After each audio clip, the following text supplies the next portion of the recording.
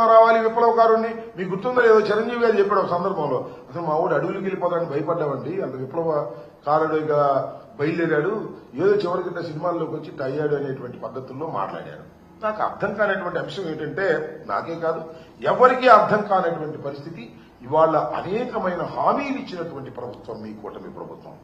ముగ్గురు కలిసి అధికారంలోకి వచ్చారు, మమ్మల్ని ఓడించారు, గద్దె దించుతా ఉన్నారు, దించారు, అయిపోయింది. మీరు మీ సంగతి ఏంటి? గద్దెకి మీరేం పగలిస్తున్నారని అడుగుతా ఉన్నా, మీరేం చేస్తున్నారని అడుగుతా ఉన్నా. ఇవాళ జయకేతనం అని చెప్పి మీటింగ్ పెట్టి అందరినీ పిలిచి మీరు మాట్లాడింది ఏంటి, మీకు చెప్పింది ఏంటి, ఏమి అర్థం కానటువంటి ఒక అగమ్యం గోచరంగా ఇవాళ పవన్ కళ్యాణ్ గారు ప్రవర్తిస్తున్నాడు. ఆయనకి అసలు ఒక సిద్ధాంతమే లేదు, షణ్ముఖ వ్యూహం అని చెప్పేసి ఒక వ్యూహం నుంచి మరొక వ్యూహం, ఆ రకంగా ఊసర వెలిలాగా మారిపోతున్నారు. సెటిల్ కానటువంటి పరిస్థితి ఇవాళ కనిపిస్తా ఉంది. వాలంటీర్లు మోసం చేశారు. కళాశాలల్లో పేదవారికి, వైద్య కళాశాలలో పేదవారికి మేము సీట్లు ఇచ్చే కార్యక్రమం చేస్తుంటే అమ్ముకుంటున్నామని చెప్పారు. ఇవాళ మొత్తం ప్రైవేట్ కళాశాల మొత్తాన్ని తీసుకువెళ్లి ప్రైవేట్ రంగానికి, గవర్నమెంట్ కళాశాల అన్నింటినీ ప్రైవేట్ రంగానికి ఇచ్చేటటువంటి ఒక దౌర్భాగ్యమైన స్థితికి ఇవాళ మీరు తీసుకొచ్చేటటువంటి పరిస్థితి ఇవాళ తీసుకొచ్చారు. ఇది చాలా దురదృష్టకరమైనటువంటి పరిణామాన్ని మనం చేస్తున్నాం. అంతేకాదు ఇవాళ కూటమి ప్రభుత్వంలో ఉన్నటువంటి శాసనసభ్యులు కానీ, ఎంపీలు కానీ, మంత్రులు కానీ ఏం జరుగుతుంది? ఇవాళ దోపిడీ, ఇసుక దోపిడీ, మట్టి దోపిడీ, బియ్యం దోపిడీ. అసలు జనసేనలో ఉన్నటువంటి శాసనసభ్యులందరూ కూడా దోపిడీ చేస్తుంటే హాయిగా చుక్కలు లెక్కెడుతున్నావు నువ్వు. అదేమంటే నువ్వు వీరుణ్ణి, సూర్యుణ్ణి, అవినీతికి వ్యతిరేకం, ధర్మం కోసం పరిపాలన చేస్తాను, కోపం వస్తుంది నాకు, ఇవన్నీ మాట్లాడతాం. మీ వాళ్ళు దోచుకుంటుంటే మాత్రం నీకు ఏ రకమైన కోపం రాదు. మీ వాళ్ళు డైరెక్ట్ గా లెక్చర్లు కొడుతున్నారు, డాక్టర్ల మీద తిరగబడుతున్నారు.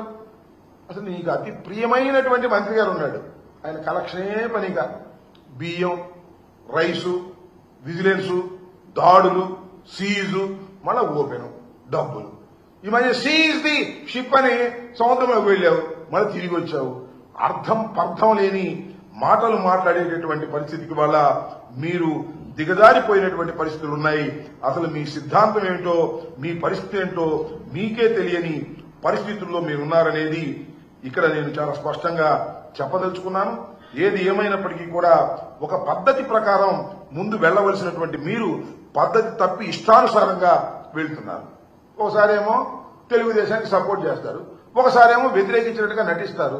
కారణం ఏంటంటే తెలుగుదేశం పార్టీ యాంటీ ఎస్టాబ్లిష్మెంట్ ఓట్లను చీల్చేయాలి అనే ఉద్దేశంతో బీఎస్పీ, సిపిఐ, సిపిఎం వీళ్ళతో జతకడతారు.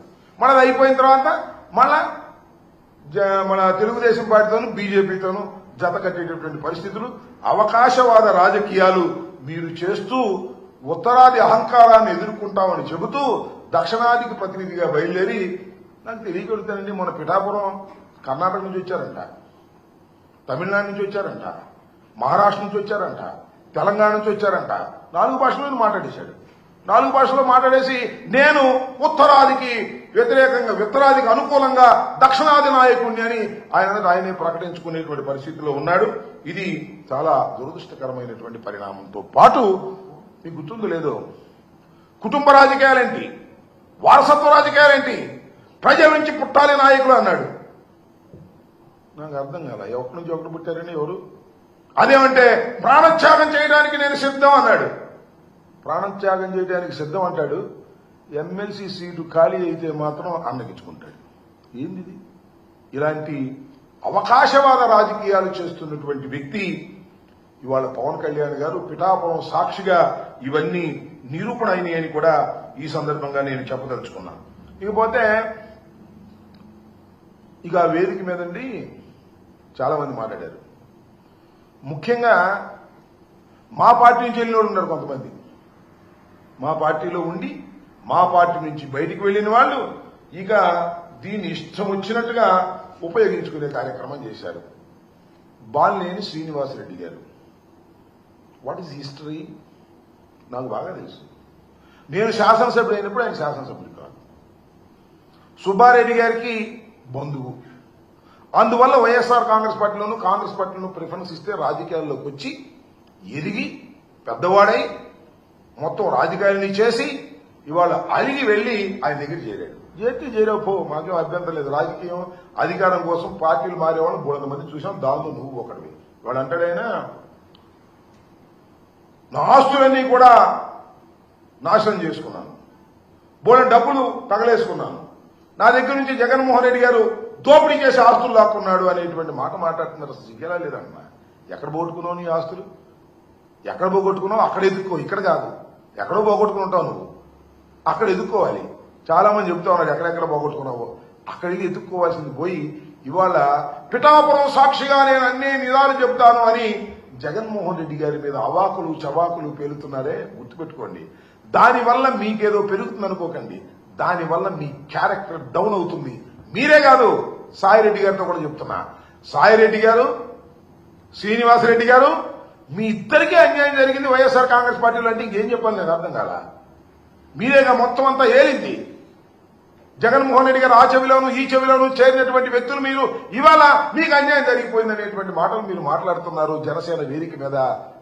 వారికి ఎట్టాకు సిగ్గు లేదు, మీకు సిగ్గు లేదు. సిగ్గు లేకుండా మాట్లాడుతున్నారు. అయ్యా పవన్ కళ్యాణ్ గారు, ఇలాంటి వారిని నమ్మి నువ్వు రాజకీయాలు చేస్తే శ్రీమద్ రమారమణ గోవింద్ అనే విషయాన్ని కూడా గుర్తుపెట్టుకోమని మనవి చేస్తున్నా. దాంతోపాటు ఇంకొక ఆయన ఉన్నాయండి, మా దగ్గరే ఉన్నాడు మొన్నటి దాకా. నేను టికెట్ ఇవ్వకూడదు అక్కడికి వెళ్ళాడు. ఆయన మాట్లాడుతున్నాడు, జగన్మోహన్ రెడ్డి గారి గురించి మాట్లాడుతున్నాడు. రాజశేఖర రెడ్డి గారి దయా దాక్షిణ్యాల వల్ల పార్లమెంటు సభ్యుడైనటువంటి వ్యక్తి, జగన్మోహన్ రెడ్డి గారి దయా దాక్షిణ్యాల వల్ల పార్లమెంటు సభ్యుడైనటువంటి వ్యక్తి ఆయన మాట్లాడతాడు. పులివెందులకు ఎక్కువ, కడపకు తక్కువ అన్న జగన్మోహన్ రెడ్డి గారు. ఆయన బొమ్మ పెట్టుకుని గెలిచినటువంటి నువ్వు ఇవాళ దరువు కొట్టే కార్యక్రమం చేస్తా ఉన్నావు. గుర్తుపెట్టుకో, నీ జీవితం మొత్తం అందరికీ తెలుసు. ఏదో వేదిక దొరికింది కదా అని రెచ్చిపోవద్దు, పిచ్చి పిచ్చిగా మాట్లాడొద్దని కూడా మనం చేస్తున్నాం. ఎప్పుడు ఇలాగే ఉండదు సార్. 4 సంవత్సరాలే, 4 సంవత్సరాల పరిస్థితులు మారతాయనే విషయాన్ని కూడా గుర్తుపెట్టుకోండి. ఇష్టం వచ్చినట్టు మాట్లాడి ఇక్కడేమో దరువు కొట్టడం, అక్కడికి వెళ్ళి ఎర్ర కన్నవా వేసుకొని ఇష్టం వచ్చినట్టు పవన్ కళ్యాణ్ గారి దగ్గర మాట్లాడేటటువంటి దుర్మార్గమైన రాజకీయాలు దయచేసి చేయొద్దు. అలా చేశారా మీకు భవిష్యత్తులో నూకలు మిగలవని కూడా ఈ సందర్భంగా నేను చెప్పదలుచుకున్నాను. ఈ పోతే ఇంకొక ఆయన ఉన్నాడు, కొత్తగా అయ్యాడు ఎమ్మెల్సీగా, నాగబాబు గారు. ఆయన జగన్మోహన్ రెడ్డి గారి గురించి మాట్లాడుతున్నాడు. జగన్మోహన్ రెడ్డి గారు కామెడియన్ అంట. మరి ఈయనేంటో నాకు అర్థం కాల. అయ్యా, నువ్వు, మీ అన్న, మీ తమ్ముడు ముగ్గురు రాజకీయాల్లోకి వచ్చారు. మీ అన్న అట్ట చేసి కాంగ్రెస్ చేరి కేంద్ర మంత్రి అయ్యాడు. నువ్వేమో మీ అన్న, మీ తమ్ముడు పవన్ కళ్యాణ్ గారు 16 సంవత్సరాలైంది శాసనసభకు రావడానికి టైం పెట్టింది. అది కూడా ఏంటి, చంద్రబాబు నాయుడు గారు సంకెక్కితే అయ్యారు మీరు. ఆ తర్వాత మీకు ఒక ఎమ్మెల్సీ వచ్చింది. ఓకే, బాగానే ఉంది. జగన్మోహన్ రెడ్డి గారితో పోలుస్తారంటే, జగన్మోహన్ రెడ్డి గారు వీరోచితంగా పోరాడినటువంటి వ్యక్తి. జగన్మోహన్ రెడ్డి గారు ఢిల్లీ కోటని పగలగొట్టినటువంటి వ్యక్తి. పార్టీ పెట్టిన 10 సంవత్సరాలకే శాసనసభ్యుడిగా కాదు ముఖ్యమంత్రిగా అయి ఈ రాష్ట్రాన్ని 5 సంవత్సరాలు పరిపాలించినటువంటి వ్యక్తి. ఆయన తండ్రికి గాని ఆయనకు గాని భగవంతుడి దయ వల్ల, ప్రజల ఆశీస్సుల వల్ల ఓటమి ఎరుగని ధీరులని మనం చేస్తున్నా. వాళ్ళతో పోల్చుకుంటారండి మీరు, నాకు అర్థం కాల. మీరేదో ఇంకో మాట అన్నాడండి ఎవరు ఒక ఆయన, జగన్మోహన్ రెడ్డి గారంట రాజశేఖర రెడ్డి గారు కొడుకు కాకపోతే ఏమయ్యేవాడు, ముఖ్యమంత్రి అయ్యేవాడు అంటున్నాడు. నాకు తెలియగలుగుతానండి, చిరంజీవి గారు తమ్ముడు కాబట్టి మీరేంటి మీ పరిస్థితి? చిరంజీవి గారు మంచి సూపర్ హీరో అయ్యి, అది కూడా అల్లు రామలింగయ్య గారితో వియ్యం పొందిన తరువాత మంచి నటుడుగా పేరు ప్రఖ్యాతులు చేర్చుకున్నాడు. ఆ తర్వాత మీరిద్దరు కూడా ఆయన పేరు పట్టుకుని ముందుకెళ్లారు. మీరు ఇలాంటి మాట్లాడతారని నాకు అర్థం కాలేదు. రాజశేఖర రెడ్డి గారు గాని, జగన్మోహన్ రెడ్డి గారు గాని అత్యంత ప్రజాదరణ కలిగినటువంటి నాయకులు. అత్యంత ప్రజాదరణ ఎలా వచ్చింది? ప్రజలకు సేవ చేయడం ద్వారా వచ్చింది తప్ప సినిమాలో నటించడం ద్వారా వచ్చినటువంటిది కాదు అనేది కాస్త అన్నదమ్ములు ఇద్దరు తెలుసుకుంటే మంచిదని మనం చేస్తున్నా. ఇవాళ నాగబాబు గారు రెచ్చిపోయి మాట్లాడుతూ ఉన్నాడు. పాపం ఆయన కూడా ఏదో అన్నాడు, ఈయనకి టికెట్ ఇచ్చి వెళ్ళిపోయిన ఆయన కూడా ఏదో అన్నాడు తెలుగుదేశం ఆయన్ని. ఇలా పిచ్చి పిచ్చిగా మాట్లాడడం వల్ల ఏమీ ఉపయోగం లేదు. మీరు అడ్డదారిన రాజకీయాల్లోకి వచ్చిన వారు, ఎవరి సంఖో ఎక్కి రాజకీయాలు చేస్తున్న వాళ్ళు, మీకంటూ ఒక ప్రత్యేకమైనటువంటి సిద్ధాంతాలు లేనటువంటి వ్యక్తులు మీరు ఇవాళ మాట్లాడుతున్నారు. వస్తారు జనం, అధికారం ఉంది, డబ్బు ఖర్చు పెట్టారు, సినిమా గ్లామర్ ఉంది, వస్తారు జనం, అధికారం ఉంది కదని. ఈ వచ్చిన వాళ్ళందరూ గొప్ప వాళ్ళని లేదా మీకే పెద్ద ప్రజాబలం ఉందని పప్పులో కాలేయొద్దు. దక్షిణాదికి వెళ్తానంట, మన ఉత్తరాదికి వెళ్తానంట, అందరూ ఫోటోలు దిగుతున్నారంట పవన్ కళ్యాణ్ గారి గురించి. అందువల్ల అక్కడ కూడా నాకు బ్రహ్మాండంగా ఉంది. ఈ షణ్ముఖ వ్యూహంలో నేను ముందుకెళ్ళిపోతాను, దక్షిణాది మొత్తం నాదే అనుకుంటాడు. అక్కడికి వెళ్ళిన ఫోటోలు దిగుతారు సినిమా యాక్టర్ అందరూ. ఎక్కడికి వెళ్తే ఏమంటే ఫోటో అన్నీ అంటారు. ఇక నీ అభిమానులు అయిపోతారా? నీ రాజకీయాలు ఫాలో అయిపోతారా?